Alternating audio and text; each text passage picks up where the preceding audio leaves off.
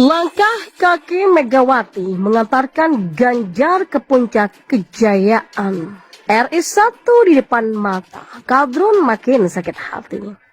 Megawati, meski banyak orang yang ngomong jelek tentang dirinya, buat saya adalah orang yang rasional dan penuh dengan strategi yang matang. Kematangan pribadi seorang Megawati terlihat ketika dirinya akhirnya merelakan diri untuk mundur dari pencalonan presiden di tahun 2014 dan membuka jalan buat Jokowi kadernya. Begitu juga sekarang untuk mempertahankan PDI Perjuangan, partai yang dia bangun dengan penuh darah dan air mata, meskipun harus mengorbankan perasaannya. Dan pilihan terbaik adalah Ganjar Pranowo karena potensi menangnya jauh lebih besar. Tapi belakangan dari sisi loyalitas yang coba dia tampilkan, kesetiaan dia kepada PDI Perjuangan, saya harus hormat dan akui saya suka dengan orang ini. Karena di mana-mana yang namanya manusia yang paling bernilai, yang paling bisa dihargai adalah orang-orang yang mau, yang bisa membalas rasa terima kasih dan tahu menghargai orang lain dan setia kepada setiap orang yang sudah mendukungnya dari nol, dari titik awal dia berjuang. Nah, Ganjar sudah menunjukkannya hari ini. Sehingga Ganjar memang kader PDIP yang sangat pas untuk diusung. Mengingat elektabilitasnya yang memang bagus dan konsisten selama beberapa tahun terakhir. Presiden Jokowi sendiri dalam beberapa kesempatan seperti mengisyaratkan soal pilihannya atas Ganjar. Yang lebih telak ketika belum lama ini Jokowi menyebut si rambut putih. Pemimpin yang mikirin rakyat itu kelihatan, dari mukanya itu kelihatan. Ada juga yang mikirin rakyat sampai rambutnya putih semua, ada. Iya, teringat masa kecilku sebelum tidur selalu dibacakan sebuah dongeng cerita pewayangan oleh orang tuaku, terkhusus ibuku. Setiap malam ia tidak pernah absen untuk memberikanku sebuah cerita pengantar tidur. Mungkin hal itu sudah menjadi suatu kewajiban paten yang dilakukan ibuku untuk anaknya. Sampai beranjak dewasa, ibuku masih saja memberikan cerita rakyat itu kepada diriku. Ya, seringkali telinga ini merasa pengar mendengar alkisah yang berulang kali diputarnya. Sampai-sampai indera pendengarku jeleh dengan cerita bersejarah itu. Ada kalanya aku juga merasa menyesal karena mengabaikan ceritanya. Jika mengingat momen ketika ia mendongeng, hatiku merasa terenyuh. Sebab cerita legend ibuku itu berhasil membuat anak gadisnya mampu menanam benih-benih kebaikan di segala tempat. Apakah ini yang disebut the power of emak-emak ya sesungguhnya? Seorang ibu yang bisa menghipnotis karakter anaknya, bahkan hipnotisnya seorang ibu tidak akan pernah hilang walau termakan zaman. Berarti memang fakta jika peran ibu menjadi kedudukan paling vital bagi anaknya. Kehadiran sosok ibu menjadi fondasi penguat pembentuk karakter dan kepribadian seorang anak. Ya, walaupun sering mengomel, tapi aku yakin jika arah tujuan omelan seorang ibu itu bersifat positif. Membahas cerita bertajuk ibu seperti ini malah mengingatkanku kepada sosok wanita hebat yang sudah lolos melewati lika-liku kehidupan getirnya.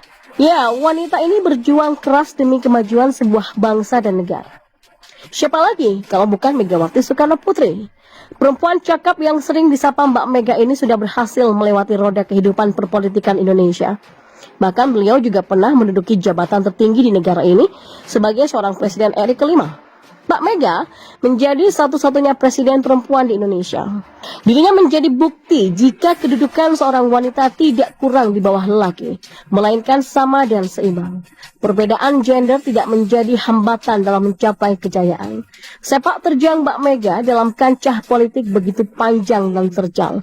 Namun siapa sangka jika Mbak Mega mampu melewati seleksi alam itu. Tak ada yang tahu. Nasib seseorang yang bisa kita lakukan hanyalah berusaha. Sang putri proklamator kini menjadi sosok yang patut dijuluki Alpha Woman.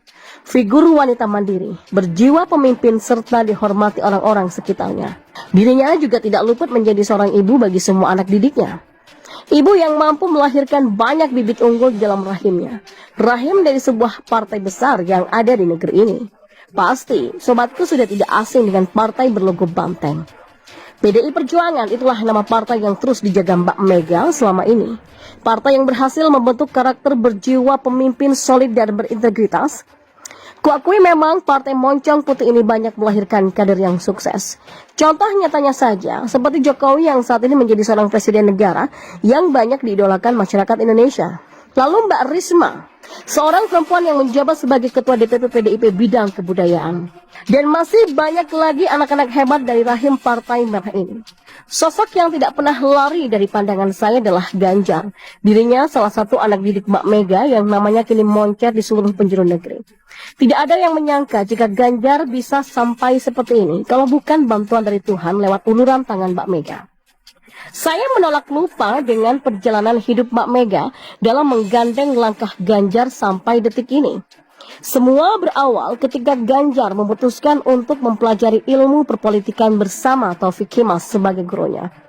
Karena ketekunan Ganjar, Mbak Mega memberikan mandat untuk Jangkung Rupawan ini menjadi pengurus Badan Pendidikan dan Pelatihan Pusat PDIP. Tekadnya semakin menggebu, membuat Ganjar semakin gigih untuk membesarkan nama Partai Banteng. Jatuh bangun Ganjar rasakan, namun hal itu tidak membuatnya goyah dan menyerah. Justru semangatnya semakin menggelora, hingga tibalah Ganjar diberi kepercayaan untuk memimpin Provinsi Jawa Tengah. Kala itu pria berlangsung pipit ini tidak memiliki dana yang cukup untuk maju Pilgub di 2013. Dirinya hanya punya uang sekitar 500 juta rupiah yang mustahil untuk bisa diikutkan Pilgub. Mbak Mega tidak mempermasalahkan hal itu, karena sejatinya Partai PDIP tidak terpengaruh dengan politik mahar. Hingga akhirnya PDIP dengan bulat mengusung Ganjar sebagai bakal gubernur Jawa Tengah. Kala itu, nama Ganjar belum seterkenal ini. Banyak yang tidak mengenalinya. Ditambah lagi, elektabilitas Ganjar cuma 3%, yang sangat kecil jika dibandingkan dengan lawannya Bibit Waluyo yang memperoleh suara 39%. Lagi-lagi Mbak Mega nggak tinggal diam. Dirinya ikut berpartisipasi dalam kampanye Ganjar demi menaikkan elektabilitasnya. Akhirnya perjuangannya itu membuahkan hasil. Sosok Ganjar diterima oleh warga Jawa Tengah dan memenangkan kompetisi itu. Dan selama menjabat sebagai pemimpin daerah, Mbak Mega terus memantau tindak tanduk Ganjar dan semua anak didiknya yang lain. Jika ada anak yang melakukan kesalahan, sang ibu tak segan menjewer anaknya. Hal itu lumrah dilakukan seorang ibu agar anak-anaknya tidak mengulangi kesalahan lagi. Bagi saya, Mbak Mega ini seperti Dewi Kunti. Beliau itu seorang figur ibu yang ideal dalam mengasuh dan membesarkan anaknya. Ialah wanita kuat, selain bisa membentuk kepribadian elok dari seorang individu, Mbak Mega juga bisa menjadikan Partai PDIP sebagai wadah untuk menampung anak-anak cerdas dan berbakat di Indonesia. Seperti ucapan Ganjar dari seluruh partai sukses kaderisasi, menurut saya, harus saya banggakan sendiri adalah PDIP. Bisa dipastikan, Ganjar adalah calon yang kuat yang nanti akan dijagokan oleh PDIP dalam bursa Pilpres di konvensi internal PDIP. Sosok Ganjar yang sederhana merakyat membuat namanya semakin berkibar. Sebagai politisi, Ganjar memahami betul konsep fatsun dalam berpolitik. Jauh dari sikap arogan yang dipersangkakan atas dirinya. Banyak pemerhati politik yang mempersepsikan bahwa Ganjar sebagai politisi tidak ubahnya seperti politikus lainnya yang hanya mengejar kepentingan pribadi. Sudah lumrah memang jika para politisi sebelumnya menjadi pejabat akan meneriakkan slogan demi memperjuangkan kepentingan rakyat. Namun setelah berhasil meraih kekuasaan atau menjadi pejabat, sontak mereka terserang penyakit amnesia akut. Jangankan untuk memperhatikan masyarakat yang sudah berjasa dalam memberikan dukungan pada dirinya. Kadang-kadang mereka lupa kalau dirinya sudah beristri. Jadi nggak usah heran kalau banyak politisi yang ketika sudah menjabat, tiba-tiba punya hobi baru sebagai penghobi kembang, maksud saya kembang desa.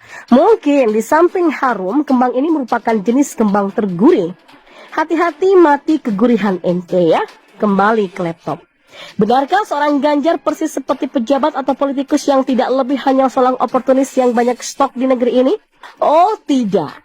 Sejarah singkat inilah yang membuat saya masih merasa percaya dan yakin, cepat atau lambat, Ganjar adalah sosok yang diyakini sebagai orang yang cukup pantas untuk mendapatkan dukungan dari Partai Demokrasi Indonesia Perjuangan. Hanya dengan mendukung Ganjar Pranowo sebagai calon presidenlah, PDIP akan tetap mempertahankan eksistensinya seperti sekarang, mengingat beberapa organisasi pendukung Jokowi sudah memberikan dukungannya kepada Ganjar.